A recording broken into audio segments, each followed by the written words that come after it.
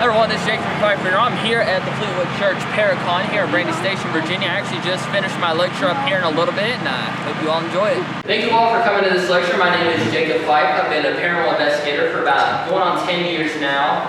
The paranormal has always been a part of my life. Not willingly, it was kind of forced upon me, but it's a good force upon. I remember when I was in kindergarten, my favorite show in the entire world was Ghost Hunters, with the original with Jason and Grant and Steve and Tango, all those people. It was the coolest. I know they're on Ghost Nation now, but I remember Wednesday nights, 9 o'clock, they would always come on. And even though I had school the next day, and I was living with my grandparents, they would still let me stay up and watch Ghost Hunters. And it was a cool thing because after that they had this new show when I turned 8 called Destination Truth with Josh Gates. And so you had Jason and Grant, who were my idols, my heroes. I thought they were the coolest dudes in the world. And then you had Josh Gates, who quickly, became my new hero because I love the idea of traveling all over the world, looking for not just ghosts, but looking for monsters. So from the age 5 on up to pretty much now, I had this idea it would be the coolest thing in the world to be able to travel all over the world, these really cool haunted, these historical sites with different cultures, different people, different histories, and be able to, I guess, explore the myths, the legends, and try to decipher fact from fiction. So about the age of 8, I kind of got out of it for a little bit because, being 8 years old, there's a lot of other things that's on your mind. You have school, you have sports. I was huge into basketball, baseball, football. And the paranormal kind of fell to the wayside, unfortunately. I still had a lot of experiences, but, it'd be like, oh, shadow figure, cool, imagine that, go back to playing video games. I would hear a voice, cool, a voice, go back to playing video games. It wasn't until about age 9. We were living in this place in southern West Virginia, deep in the mountains of the coal fields, close to where the mountain magic is. If you study a lot of Appalachian witches, a lot of, they call it granny magic. This is the heart of that little pocket of, I guess, you would call it spiritual energy that just flows through those mountains. So I'm sitting out on my back porch. We're about to move to Virginia where I'm living now. And I had my 2 Australian Shepherds, Lance and Lady, sitting on my lap. I was just playing with them. And they were building a water tank about 50 yards up the house. And something caught their attention and something caught my attention. So I look up and I see this figure just walk out from behind the water tank and stand about like this. But it wasn't a normal figure. This looked like a Native American warrior, complete with headdress, spear, just walks out and just stands. And even though it's about 50, 55 yards away, I can still feel its eyes connecting with mine. And for some reason, that experience felt completely different from the other shadow figures I had seen, from the other voices I had heard. So I'm watching this thing for about a minute. My dogs are freaking out. That way I know, I'm not crazy because my dogs are reacting to it. So they go chasing after it. The thing looks at my dogs, looks at me, and nods, and then walks back behind the water tank. And see, at this point, still to say, I'm a very healthy skeptic.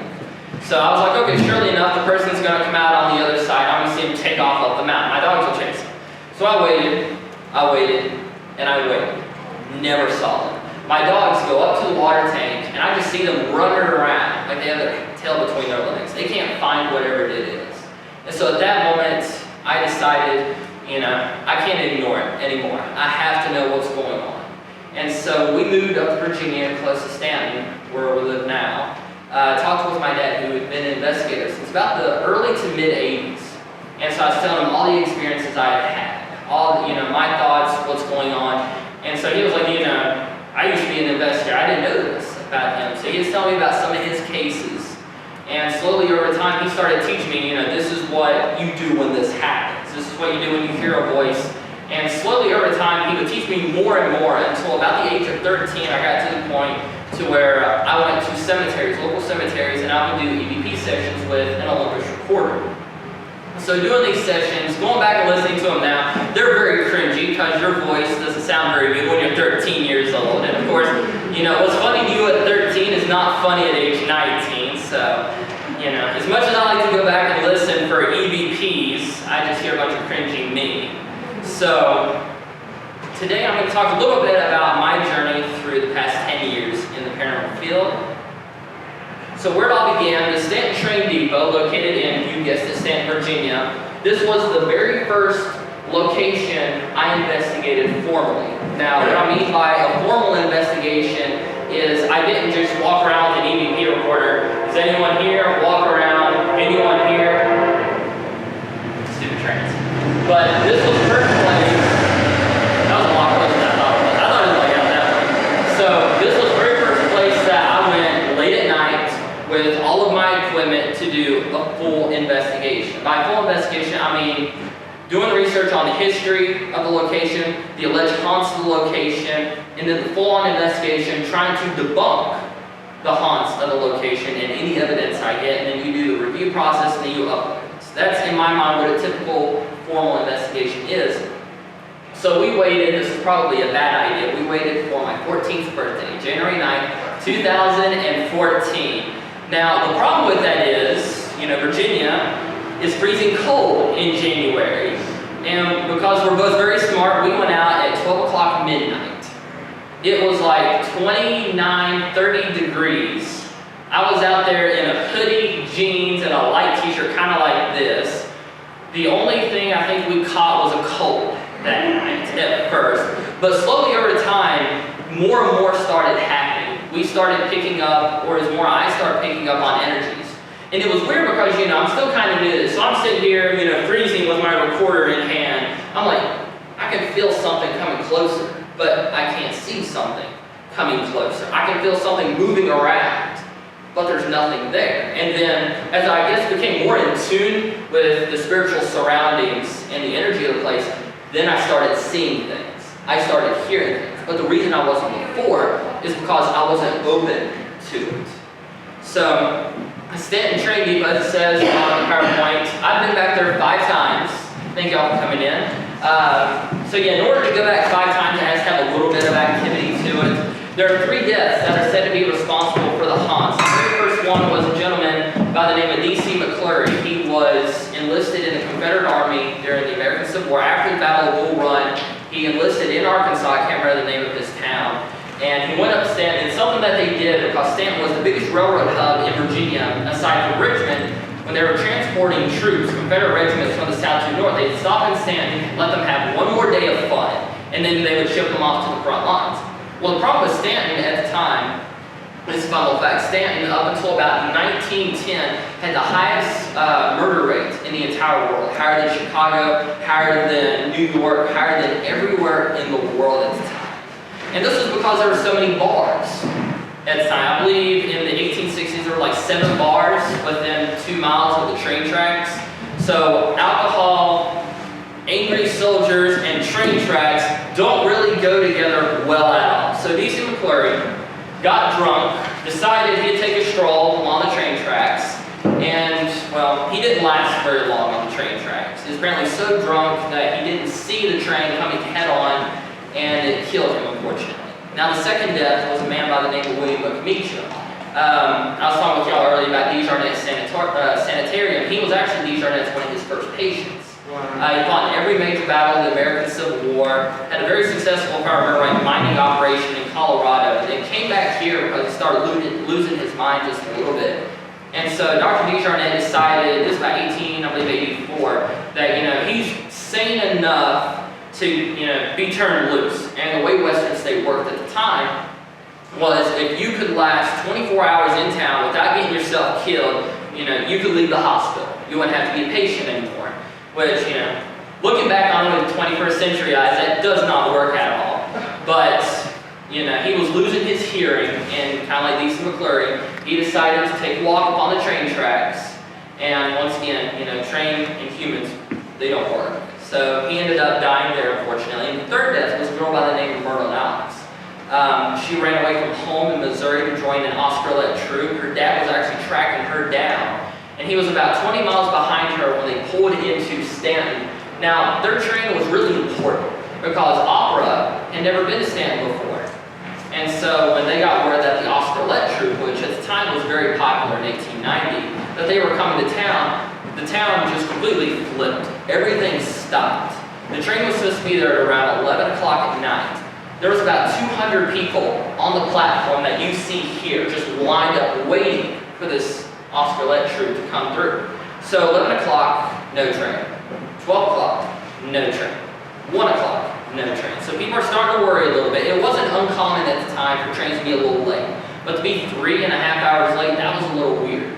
So finally about 2:30 in the morning, they see a light coming from, actually trains nowadays, they run this way. Trains used to run this way. So there's a very long stretch. I wish I had a photo to show you, but they saw lights coming through. They're like, that's a really bright light for a train. Well, it wasn't a light. It turns out the train was on fire because there's a hill near stand about 2 miles away. It goes up, and when it was coming down, the conductor lost control of the train, and it caught on fire. Huge mess. So they're coming through. The train reached the station fine, except for the last sleeper car.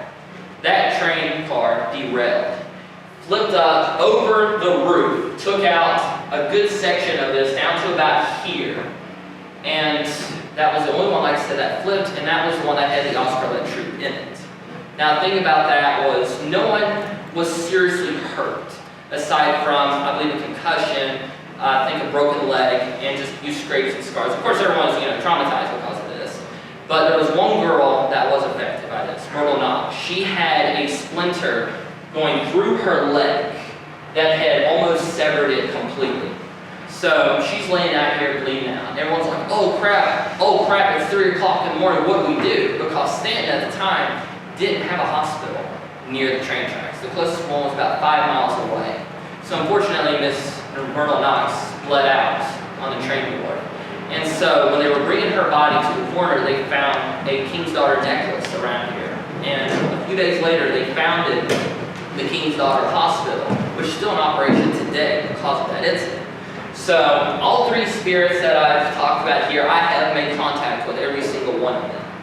And this location taught me that it's always key to boost your credibility by asking location-specific questions. What I mean by that is going to a place like St. Albans Sanatorium and saying, you could always do the questions like, is anybody here with us? That's a good intelligent question because you can get an intelligent response.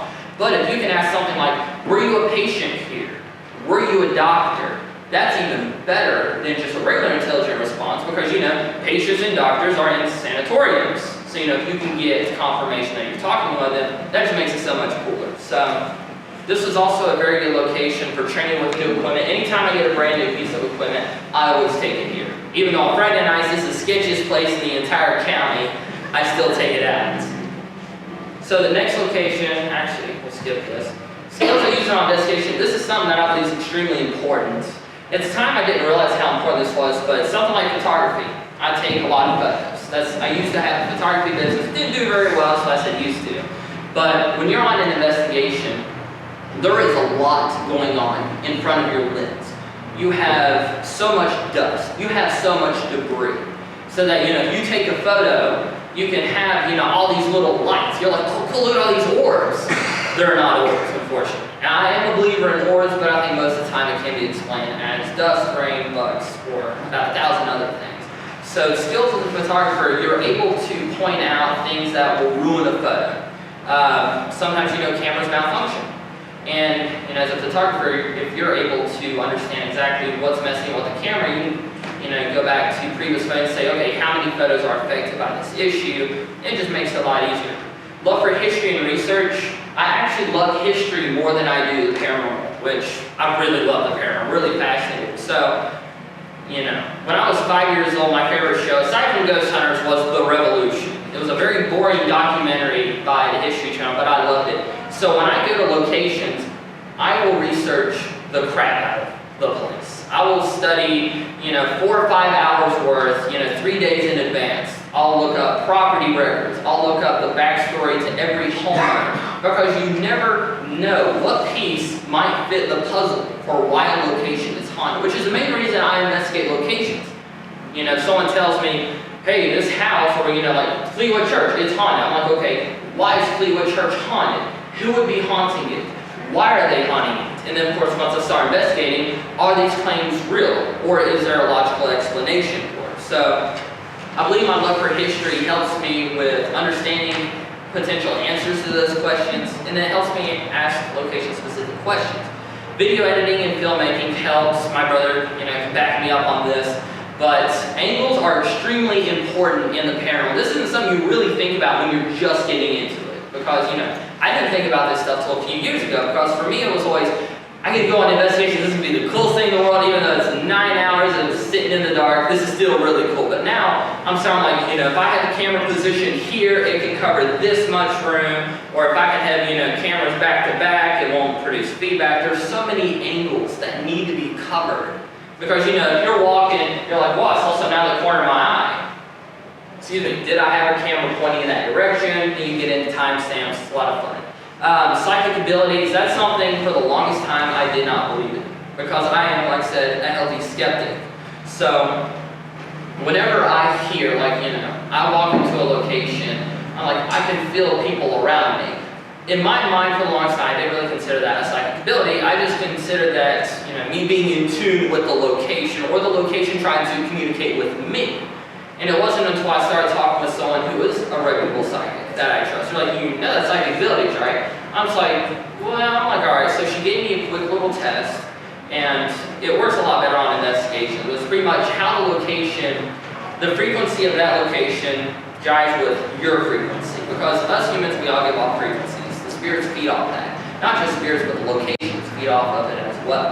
So after I finally, accepted psychic abilities, I started just embracing the idea that how can I use these abilities to get more evidence, not just through EVP, through spirit box, but also on camera, with cameras and video.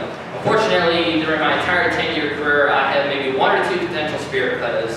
So I'm still trying to figure that part out. Knowledge from past investigations, that pretty much goes without saying. The more you investigate, the better you'll get. That's kind of how it is with anything. So my investigation, sanatoriums, haunted graveyards. Pocahontas Cemetery. This was a really cool one for me because it's in Pocahontas, Virginia. It's about 20 miles from where I was born. It was founded in 1884 after a mine disaster claimed the lives of 114 men. And there's also a lot of other mine disaster victims that are buried here. The other big one, if I remember right, is 1906. I believe it was May 13th. It's said to be haunted by many spirits, including the spirits of coal miners who died in mines, and also local well-known people are said to haunt the cemetery. There's a lot of World War I veterans, which is really interesting. But it's cool because my dad investigated here in the 90s. This was one of the very first locations he investigated with his group. And so for me to finally go to this location, I guess 25 years after my dad did, it was the coolest thing in the world for me. Because, he told me stories about, he didn't have a voice recorder, he had a tape recorder, which is actually what I started with, loading the cassette in, pulling it out, sticking it, in like a Walkman or something like that, listening to it. So it was cool to, it felt like I was in touch with him at his starting point, and I'm at my starting point. So I've done 3 investigations in total. Now, because I do multiple investigations does not always mean it's an active location. I do like to visit locations 2 or 3 times just to be sure, whether or not I just happen to show up on a bad day, a good day, or, when the conditions are right. So there's a spirit here. It's actually this grave right here. It's pretty bad, I remember that. But his name is Nicolam Fuda. He is part of the American Expeditionary Force in Europe in World War I, and he died, was killed in action 2 weeks before the war ended. And for some reason, he's a really angry man. He's a very angry spirit because whenever I go by his grave, I have gotten growls, I've gotten many shrieks, just basically everything trying to get me away from him. Now, a lot of people, when I say, I hear growls, I get, negative feelings, they instantly go to, oh, it must be a demon, it must be an evil spirit. It's not always the case. There are mean people, unfortunately, in this world, and I believe as you are in life, you are in death. So, Nicolam, our good friend, he might not have been the most cheerful person to be around. So, he might be bitter that, he died shortly before the war ended. He's sent on a cold expedition in a cold part of Europe, so he could have been upset about that. And he could be upset that, I'm trying to disturb him to, I'm disturbing him from his eternal slumber. Or he just might not like me. That happens sometimes. So another cool thing about this cemetery, it's gigantic. This is maybe a quarter of the size of the cemetery. It actually wraps around another mountain, and there's another mountain over here, but the problem is, a lot of the older graves started over here because the town is over here, and typically on the hill, they would start on the hill face, not the top of the hill, but the hill face that is facing the town. So in this back corner up here where these weeds start, there's a lot of sunken in graves. And unfortunately, grave robbers are a thing, so a lot of tombstones were stolen. So, if you've been in an old cemetery, you know you have to watch your footing. So I'm walking through with a spirit box, just walking, asking questions, making notes, and all of a sudden my foot goes down. I stepped in a grave on the side of it. I felt my foot hit the casket. I stepped back real quick. It was an old grave, no tombstone, up in the woods. I have no idea, any information about the grave. I just know that, I thought something was going to grab my leg and pull me to the underworld. I really didn't want that to happen. Another cool thing about this cemetery is there are some scary phantom sounds, and it's weird because I attribute them to residual energy. Now, the closest mine that had a disaster, if I remember right, was about 5 miles away. But something some people report is when they're in the cemetery, they will hear explosions. Now, at first glance, you might say, okay, up on this ridge here, there could be people doing work. It could be an echo from the valley that's coming through. And I've tested this theory many times. When I took this photo on Halloween Day of 2016, there was construction going on in town. I could not hear the echoes as if it was in the cemetery. So I'm up in this top part, doing an EVP session, and there was this boom sound that just echoed. And when you hear a sound, you can tell exactly where it's coming from. It was coming from a little up the ridge, but I knew it was on the ridge. I knew it was on the ridge, and I could feel the ground shake because I was up there with my uncle. He was a bit down this way, and he was like, "What the heck was that?" He didn't use the word heck, but that's basically what he meant. So we're sitting there, we're trying to find any explanation possible for this. We couldn't. So my mind started going to, I'm trying to find the graves of these miners because they're buried in an unmarked, basic, mass pit. It's unmarked, unfortunately. I think I know where they are. I have an idea. So I'm trying to find these miners, and I just happened to hear this sound of an explosion. And for some reason, my mind instantly went to mine explosion. I don't know why my mind went there. It could be because, I'm looking for the miners, hear an explosion. I could have put two and two together. But something in my mind told me this is a residual sound. Now that's interesting because when you think of residual activity, you think of a replay of events from the past. Like a spirit, if it was to come through the door and then go out through that wall. It's a wall now, but at some point it could have been a door, which, there's no door there never was. You can tell by the architecture. But the idea of a residual sound happening in a place that the sound doesn't, reside from, that still to this day confuses me. So that leads me to believe that this cemetery is so charged with energy that spirits are able to give, audio cues to who you're communicating with, which is really, really cool because the spirits can create sounds that affect your physical environment. Like I said, the ground shook like an earthquake. Now it wasn't, whoa, we're gonna fall. It was more like, whoa, that was weird. So Pocahontas Cemetery, I've been there 2 Halloweens in a row. This will actually be the first year I haven't gone on a Halloween. It's a really cool location. It taught me a lot. And of course, the big one, I'm sure a lot of y'all know, is St. Albans Sanatorium. I have been here 7 times in 2 years. Most people call that an addiction. So, St. Albans was founded in 1892 as St. Albans Lutheran Boys School, which was really cool. I had a friend of mine a few years ago. They sent me a yearbook. They're like, hey, cool, check us out. And there was a guy, I can't remember, it was like Dave Fife. And I was like, that's kind of cool. And I was like, probably not a relation, because my family was in Kentucky at this time. So I asked my grandmother on the Fife side. She's like, no, we had some people over there. So I'm like, huh. So, the idea of having a possible family connection to this place, that amps up the potential activity a lot, because if you have a direct tie, whether it's from your ancestors or from an object to a location, in my personal opinion, it will increase your chances of spirit communication. So the area did see skirmishes and sieges during the American Civil War. In fact, one of the last sieges of the war was the Siege of Radford, or as it was known at the time, Central Depot. Fun little fact, not very fun little fact for some people, but it's told that the Union had artillery up on this ridge when they were shelling the town. I can't say this this for 100% certainty, but judging from that, you're communicating with, which is really, really cool because the spirits can create sounds that affect your physical environment. Like I said, the ground shook like an earthquake. Now it wasn't, like, whoa, we're gonna fall. It was more like, whoa, that was weird.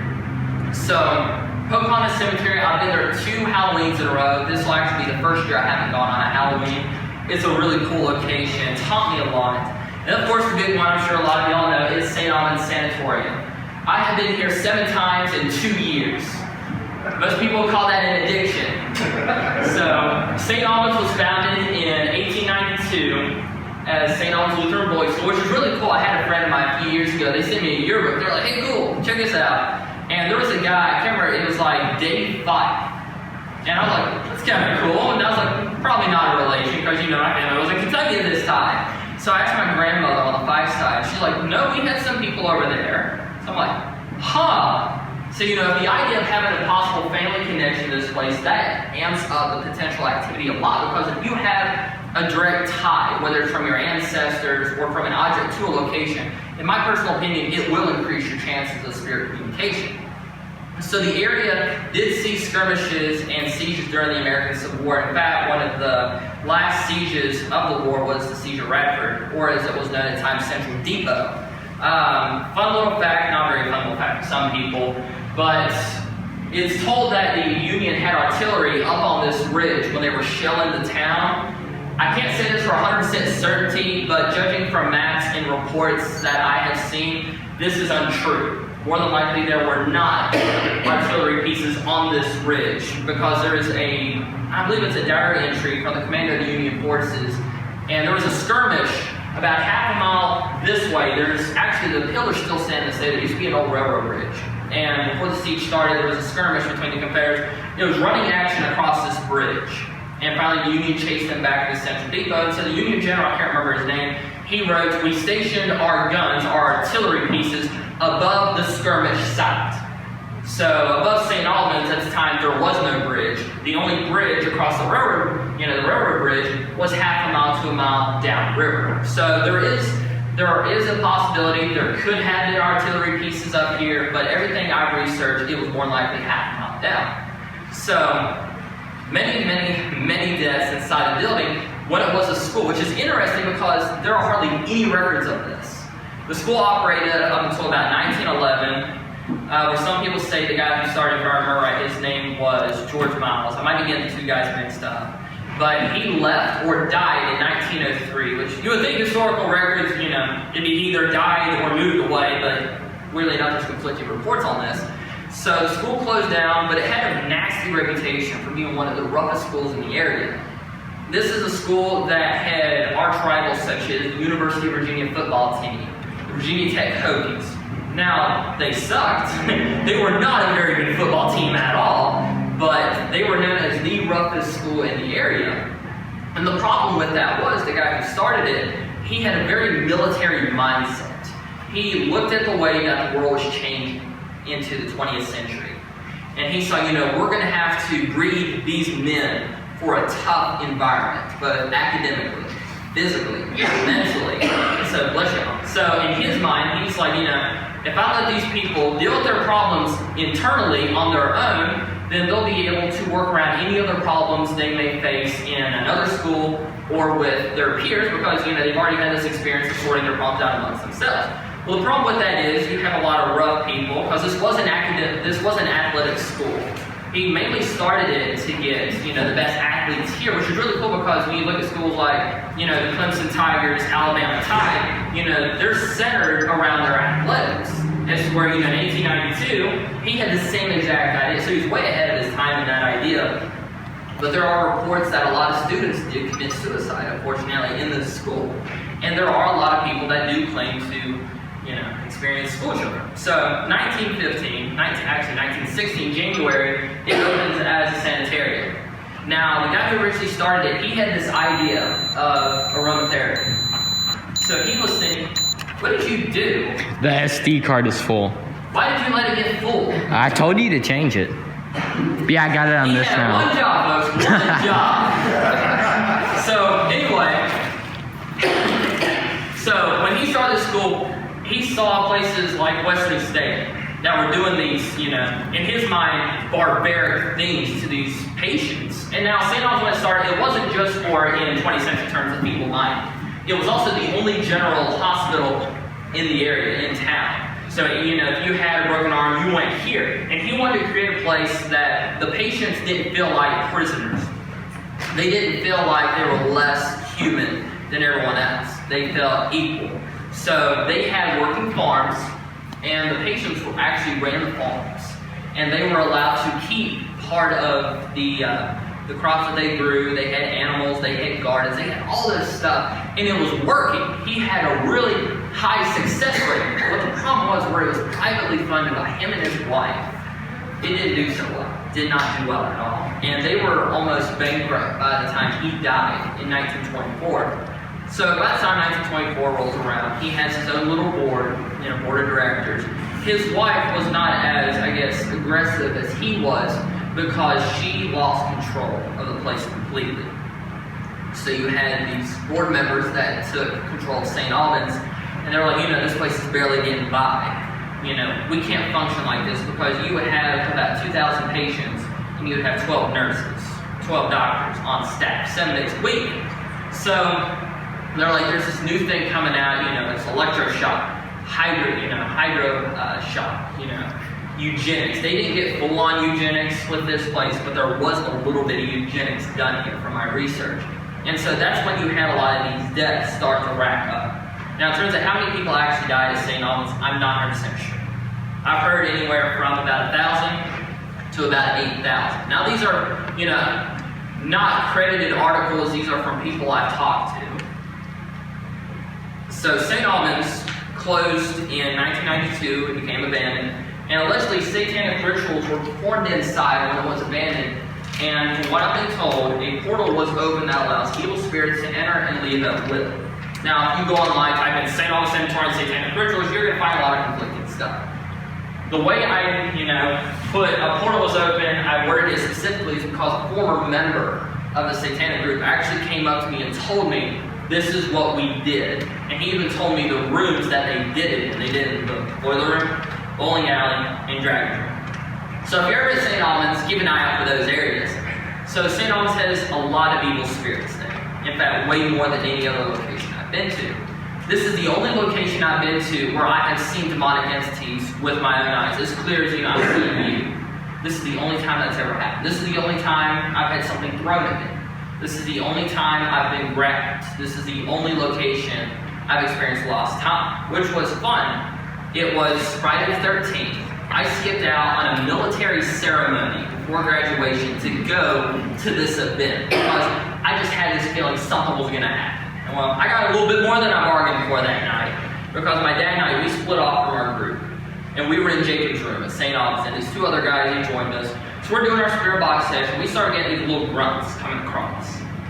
And so we're sitting there, and my dad and I were like, something's not right. And then we go for about 5 minutes of no radio bleed through. Which, you know, if you use the spirit box to scan the radio frequencies, you get a lot of radio bleed through. So in order for there to be no radio bleed through, something had to have been blocking the signal. So finally, we're sitting there, we're trying to figure out what it is. Because you can feel this intense heat enter the room slowly. It feels like, you know, it's seeping in from the wall, slowly encapsulating you. And so my dad just looks at me and says, Jake, turn the box on. And so without question, I just did it. And so my dad just says, you know, very aggressively, who's here? Identify yourself. I don't know where the sound came from. It sounded like it came from all around, up, sides, and below. There was this deep, guttural growl that just emanated. It was so guttural, you could feel the floorboards move. So the 2 guys we were with were utterly terrified at this point. They were like, oh crap, you know, even though there's only one way in and out, they were looking for other exits. So we're like, calm down, and we started hearing noises in the room across from us. And it started off as footsteps. We're like, okay, footsteps, that's only so scary. And then we start hearing what sounded like people talking. And so it's like, okay, a little bit of an escalation. And then out of complete nowhere, all hell broke loose. It sounded like the bull was in a china shop on steroids. You could hear what sounded like glass being broken, stuff being thrown up against the walls. And we're sitting, what? Because we can see the door. We can see inside the room. And there's nothing there. There's nothing making this sound. But we're all sitting there, we can hear it to the point where, we almost have to cover our ears, it's so loud. And then it just stops. Weirdly enough, when I'm going back looking on the worship board, because I even marked the time when it happened, there's nothing. There's no sound. You can hear us responding to, a whole bunch of craziness going on. There's nothing on the worship board. This happens a lot of times, unfortunately, when you're dealing with demonic entities. So we're sitting there, long story short, we hear footsteps going across the door. As the footsteps are happening, one of the guys is taking a picture. When you hold your finger down on the iPhone, it takes a sequence of photos. In the first sequence of photos, the door's fine, nothing from it. He took this with flash, by the way. Second sequence of photos, which was about 5 photos, the door's completely blacked out on the outside. You can't see outside the door. And whatever it is was taller and wider than the door frame. So my rule of thumb is if something doesn't look or act human, it's probably not a human entity you're dealing with. Now that doesn't always mean it's demonic. It could be, weirdly enough, it could be an angelic entity, it could be a demonic entity, it could be interdimensional, it could be an elemental, which I'd rather deal with a demonic entity than an elemental, in my opinion. So our tour guide comes in the room freaking out. He's like, where have you been? We've been looking for you everywhere. We're like, what? We're like, we've been in here the whole time. So we walk out of the room. Everyone is one floor below us, laughing, cutting up, having a good time. We couldn't hear them. They couldn't hear us. Something was blocking the sound from, it's Jacob Drum. I'm not sure if y'all have been to Alms. You walk out the door, take a right, and there's the stairs, and that's where everyone is. How could they not hear us? How could we not hear that? And how could they not find us? So the last thing I remember, which is always good when you start a sentence like that, the last thing I remember, I was talking with the guy about what happened. Next thing you know, we're in this room called Evan Radford's room. The reason I call it Evan Radford's room is because in big letters there's Evan Radford's room. So that's pretty novel name. So we're sitting there and I'm looking at a newspaper clipping of John F. Kennedy. I'm just looking at it through a camera and I close my camera, I see something out of the corner of my eye, so I turn. And there's this thing standing in this tribute room. I call it the Octopus's Garden Room because it's a huge psychedelic octopus painted on the side. Fun fact, it was actually a nursery. I don't know what those, painters back then thought children liked, but I would not have been a happy kid in that room. So I just see this thing standing there. The reason I say thing with confidence is because this thing looked like, if you've ever seen the classic movie The Blob, it looked like that, like a walking version of that. And so it looks at me and then it does like a spin motion like that and runs away. So at this point I've been an investigator for about 6 years. I consider myself pretty knowledgeable about what to do in those situations. I broke every rule of an investigator and I ran after it. I don't know why I ran after it, but I did. So I'm running after it. My dad's freaking out. He's like, what? Because he doesn't see anything. And I see we have another guest from the Jurassic period. So anyway, walking into the hallway, and the thing all of a sudden stops and does a pivot around. And I start dead in my tracks. I'm about from here to the screen from this thing. And it's about 7.5, 8 feet tall looking at me. And a lot of demonic entities when you hear it, it's like, oh, it smells like crap, it smells bad. This one just, sometimes heat has a smell. If you have like a furnace going, you can smell the heat. That's what this smelled like. And it was just, you could feel this energy just radiating off it. It's very intense. Just heat. That's the only way I can describe it. So my dad comes in, he's like, Jake, back away slowly. I remember this thing just looking into its eyes, huge eyes, at least this big around. It's got this crooked, almost Joker-esque smile. And so we back up, and we pull out our spirit box for real-time communication. Still to this day, these are the clearest responses I've ever gotten on the spirit box. It was speaking as plain as I am to you, just of course without my stutters. But so we're sitting there, and it wouldn't tell us its name. It was basically saying stuff like leave or evil, that kind of stuff. So on the worshiper, because it started a new file, it says 15 minutes had gone by. And my dad, this thing's slowly coming closer because we're slowly backing up the entire time. My dad tells me, for our safety, we need to get out of here. Nothing good's gonna come from this. So, like real men, we run, not run, it's more of, not running, we're just leaving at a fast pace. So the entire time, this is going to be the cool coolest session ever to review. We had 15 minutes of class A+++ responses. So we go down to meet everyone, and I was like, hey, sorry we took so long. They're like, what do you mean? You've only been gone a minute. And we're like, no, we've been gone about 15 minutes. And I showed them the voice recorder. They're like, no, they showed me their watches. We had been gone for a little over a minute. But on our voice recorder, it says 15 minutes. That doesn't make sense. Nothing can do that without bending reality.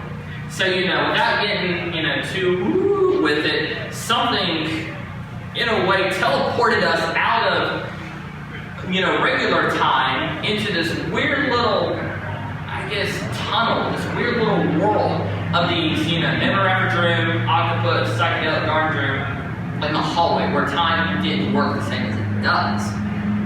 And so, that night, that's weird. And it felt weird. I felt very, almost like jet lagged. So I'm going to review the files. There's no voice on the file. Nothing at all. You can hear us respond like, did you hear it just said this? No voice at all. Throughout the entire 15-minute session, its voice only came through once. And all it said was yes. So not that scary, but St. Augustine Sanatorium, I could talk, another 3 hours about it. But unfortunately, I don't have 3 hours. The cabin on 360, I've talked to some of y'all about this, some of y'all have been here. I know Lyle's been there. He's basically a hog for the place. The cabin on 360 is really cool. We were one of the first groups to investigate there. And don't let, the seemingly innocent, building fool you. This is not an innocent building at all. So, the owners, Ryan Jones, Dennis Eslau, they invited us down. So, we just opened this up. We've had the groups that come in, had some really cool experiences. I think at that point, y'all had investigated it at that point. So, we came through, we'd never been to camp, so it's a really cool place. It's on a Civil War battlefield, and this is really important for me, this point, is because typically, like I said, I always research the crap out of these locations. But for this one, I decided not to. Because my dad, we're very different in terms of approach. He doesn't do research, he just shows up. I go crazy with research. I have like all this stuff pinned to the wall, like the arrows pointing, I look like a madman. So this location, he's like, just try it one time, not knowing what you're going into. So I did know, the owners did tell me there was a rape murder that occurred in the house next door. There's a negative entity that has been encountered here, but at the time, you can barely see it. There's another building next to it. At the time, we didn't have access to the location. But in the basement, it was described to me first as a lizard creature. Which, of course, when people just say, oh yeah, there's a lizard creature that's seen here, you're not going to think pleasant thoughts. So we're sitting here, we're doing our investigation. And if I remember right, the name of the girl that was murdered, her name was Rebecca or something like that. I can't remember. Melissa? Thank you. So we start getting this voice. We're trying to establish intelligent communication. So we ask, what is the name of the girl that was murdered next door? And we get Tasha. We're like, Tasha? Like, that doesn't make sense. That doesn't line up. So throughout, I contacted the owners. I'm like, hey, we're getting this name. Tasha, the girl that was murdered. They're like, we have no idea what you're talking about. So we're doing more and more intelligent communication. Basically, our investigation went from trying to find out, who or what is haunting this to who's Tasha. So it took us to about 3 o'clock in the morning. We realized Tasha doesn't exist. Tasha's not real. It's an entity that, I'm not going to call it evil because we never saw it. We could feel the energy. It was a very negative energy. But something was basically luring us into a trap, because something, unfortunately, that happens, you have these negative entities that typically will paint themselves like a little girl. Like the Annabelle doll case. The spirit told them, oh, I'm a little girl, Annabelle Higgins, I died here and I just want to be your friend, I'm lonely. So, the nurses in that case let their guard down, as a lot of people do, because, mainly it happens to women because, they have that paternal instinct. They have, you see a child that's sad, in danger, you want to help them. So, it preys on that, these evil entities, they do. And that's what it was doing to us, because we were so invested in trying to figure out what's going on. And so it was finally when I realized it's not adding up. This isn't that, because it had told us something earlier that night, and then it contradicted itself a few minutes later. So that's when we started figuring out, you're not a little girl, you're not. So at this point, we start getting grunts. We start getting grunts across. At one point, the house shook, which that seems to be a common